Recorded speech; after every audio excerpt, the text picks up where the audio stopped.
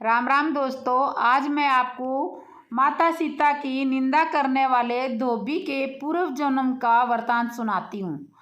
मिथिला नाम की नगरी में महाराज जनक राज्य करते थे। उनका नाम था सिरध्वज। एक बार वे यज्ञ के लिए पृथ्वी जोत रहे थे।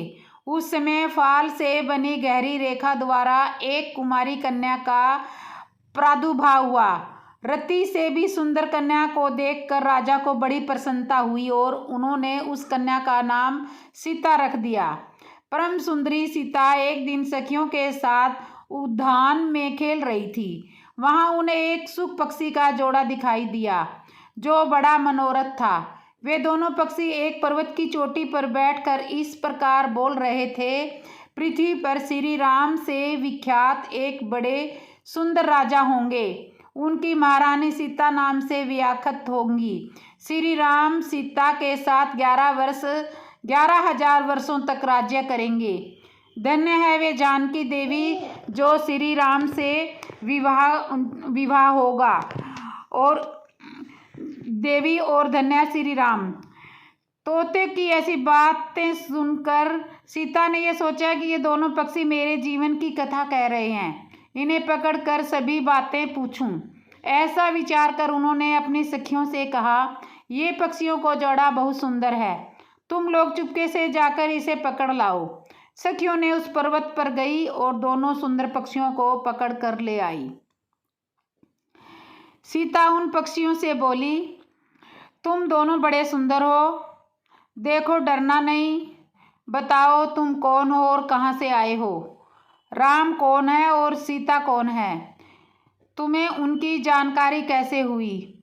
सारी बातों को जल्दी से जल्दी बताओ, भय ना करो। सीता के इस प्रकार पूछने से पक्षी सब बातें बताने लगे। देवी वाल्मीकि नाम से विख्यात एक बहुत बड़े महर्षि हैं। हम दोनों उन्हीं के आश्रम में रहते हैं। महर्षि ने रामायण नाम का एक ग्रंथ बनाया है जो सदा मन को प्रिय जान पड़ता है।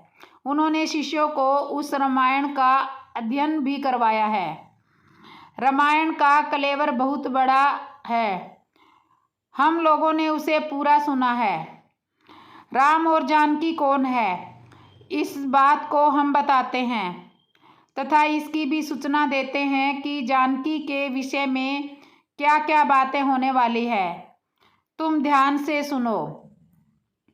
महर्षि ऋषभध्वज के द्वारा कराए हुए पुत्रेष्टि यज्ञ के प्रभाव से भगवान विष्णु राम, लक्ष्मण, भरत और शत्रुघ्न ये 4 शरीर धारण करके प्रकट होंगे। देवगनाएं भी उनकी उत्तम कथा का गान करेंगी। श्री राम महर्षि विश्वामित्र के साथ भाई लक्ष्मण सहित राम हाथ में धनुष लिए मिथिला पधारेंगे। उस समय वहां वे शिव जी के धनुष को तोड़ेंगे और अत्यंत मनोहर रूप वाली सीता को अपनी पत्नी के रूप में ग्रहण करेंगे। बहुत सी बातें वहां हमारे सुनने में आई है। सुंदरी, हमने तुम्हें सब कुछ बता दिया, हम जानना चाहते हैं, हमें छोड़ दो। अब हम जानना चाहते हैं, हमें छोड़ दो।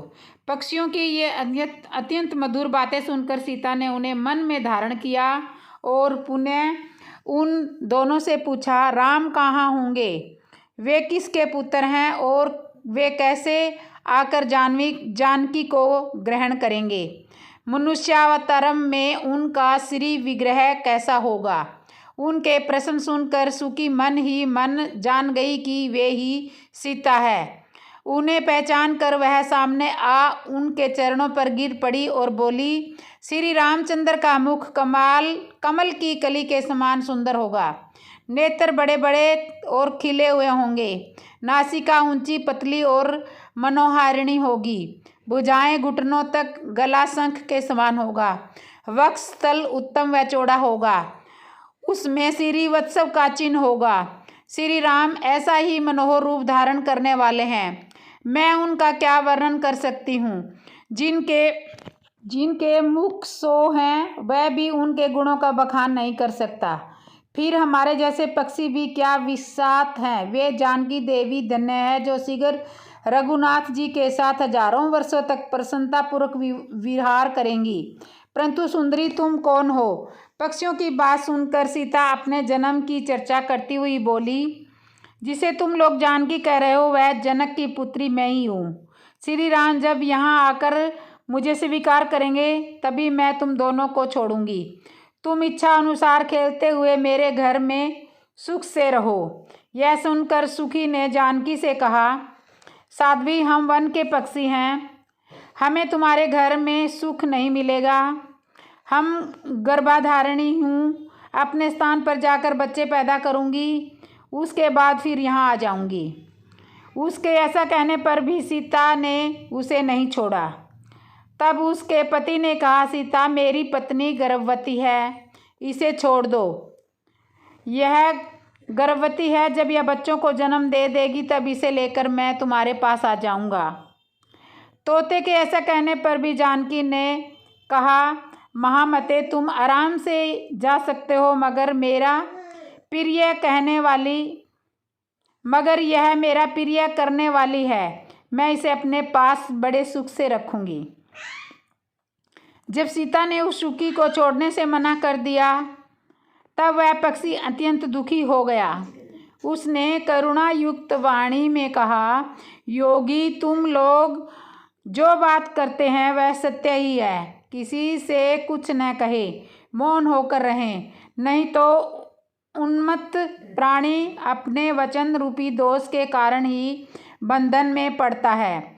यदि हम इस पर्वत के ऊपर बैठकर वार्तालाप न करते होते तो हमारे लिए यह बंधन कैसे प्राप्त होता।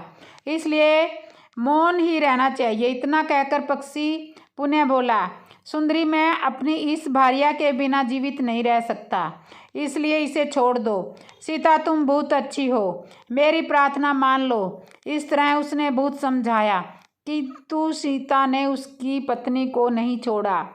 तब उसकी पत्नी ने क्रोध और दुख से व्याकुल होकर जानकी को श्राप दे दिया, अरे जिस प्रकार तू मुझे इस समय अपने पति से दूर कर रही है, वैसे ही तुझे समय भी गर्भवती की अवस्था में श्री राम से अलग होकर रहना पड़ेगा। यूँ कहकर पति वियोग के कारण उसके प्राण निकल गए। उसने श्री रामचंद्र जी का स्मरण किया और पुनः पुनः राम नाम का उच्चारण करते हुए प्राण त्याग किया था। इसलिए उसे ले जाने के लिए एक सुंदर विमान आया और वह पक्षिणी उस पर बैठकर भगवान के धाम को चली गई।